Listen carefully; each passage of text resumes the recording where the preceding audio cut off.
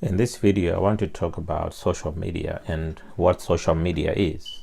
Now, my first question would be, what do people actually do on social media? I think for most people, social media is like an indulgence. It is some place where after a hard day's work, and in some places of work, social media websites are blocked, social media platforms are blocked, so they cannot access their news feeds unless they somehow access their mobile phones. And in some places, mobile phones are not even allowed for stuff, let alone even logging in onto their social media websites on the work computers. They're not even allowed to do that.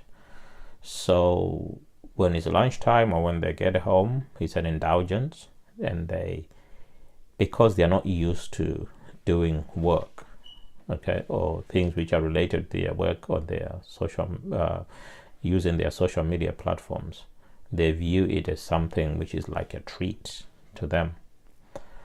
So but for an entrepreneur, social media platforms are like a marketplace. Okay, it's where they can showcase their product and services, because wherever there are a lot of people, like on social media, entrepreneurs or businesses want to advertise, they want to sell products. Okay, it's a market, and mostly people are blogging, and they are using written blogs, or they're writing instead of maybe audio or video. Now let's bear in mind that the television and the newspaper were at some point competing for our attention, but I think the television would win where there was both television and the newspaper, and the newspaper would win where it was not possible to watch television. Then we had televisions being put in public places, like maybe in a hair salon, to attract customers. The owner of the hair salon would place a television station, and they still do, but they also have newspapers for people to read. But you'll find that people are reading, or they're opening the pages of a magazine or a newspaper, when at the same time they are watching something on TV. So if something catches their attention, because sound will always catch your attention. If you're reading something and you hear sound, you always stop what you're reading to pay attention to the sound. And if there's a flash, you always pay attention to the light, to where that flash is coming from. I think it's something to do with our evolution. But what the internet has done is that it has evolved to be able to accommodate video. So now we have live streaming on most social media platforms. We have live streaming on Facebook. We have Periscope on Twitter. Google has YouTube. You can stream on YouTube, or you can just post videos. You can stream on Instagram. You can post videos on Snapchat. So most of the social media networks have now enabled audio and video. And there's another platform I like very much called Anchor. And on that platform, it's like your personal radio station. You can talk on anything, okay, and post and share your audio content, right? So social media is transforming from being just somewhere where you can just write text, like on Twitter, you could be with your 140 characters, or on Facebook. And what I've noticed with Facebook is that the shorter your post is, the more reaction you get on that post. So just a small sentence, just a short sentence, instead of writing a full paragraph. Now, there are people who like to read the long posts, but it's only a certain type of people, and they probably have the time. If they're on the go, they're likely not to read the long posts. They're likely to save them and read them later, or just forget about them, whereas they can quickly interact with the short post. And also, if you have long posts in your comments, long comments, then people are less likely to read all the long comments. They would prefer to read just the short ones.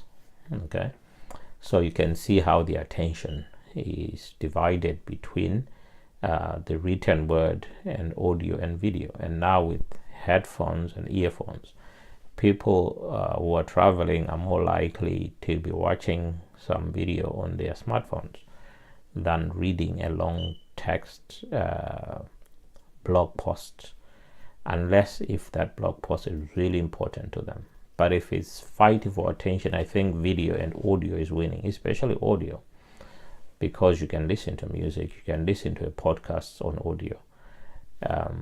But video is also becoming more popular, and people are more likely to read, especially, to watch short videos like under 1 minute, 10 seconds, I think was the maximum at some point. It still is the maximum for Snapchat, which is why it has become such a popular platform. Okay, so I'm discussing social media, and I'm discussing how people are using social media, and also how they are lagging behind on using video and audio. Most people are blogging, which is fine, but I think it is underpriced. The video is underpriced in terms of its presence on social media platforms. Web 2.0 has enabled live streaming or just video uploads. So Facebook, Twitter, Instagram, and all sorts of apps are coming up which are taking advantage of the capabilities afforded or coded by Web 2.0, which has enabled even live streaming. Okay, so writing is still the content creation of choice. People still prefer to write, but audio and video are the consumption content of choice. So whereas content creators prefer to write, consumers prefer audio and video. I've seen it myself. When I post an audio or when I post a video, I get more reaction from that video than the written content. Okay, so it has become something that I have to think about in terms of, do I carry on writing blog posts, long ones, and I think there's still a market for that, or do I abandon that and just do audio and video? Or do I do audio and transcribe it back into written text? Or do I do written text and also repurpose it into audio? I think those three have, I think it depends on the platform. And if it was on Anchor, for example, obviously it's audio. If it's YouTube, it's obviously audio. Video and audio as well. If it's on, let's say, Medium, then the written text would be more appropriate.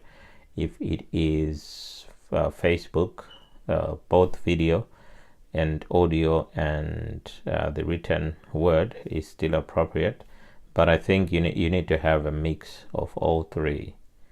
Okay, otherwise your content lacks that variety, and people will be more likely to consume where they are able to access video.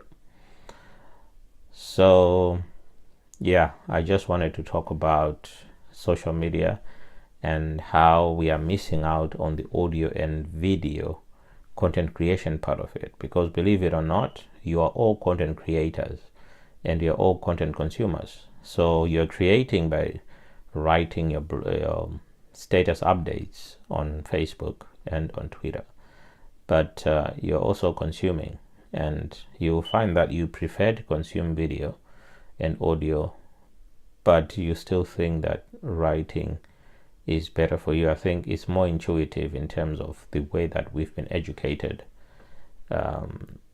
Many years of education and practicing writing, but not enough practice in audio in terms of presentation, and also not enough in acting in terms of video creation. So thank you for watching. I will see you in the next video.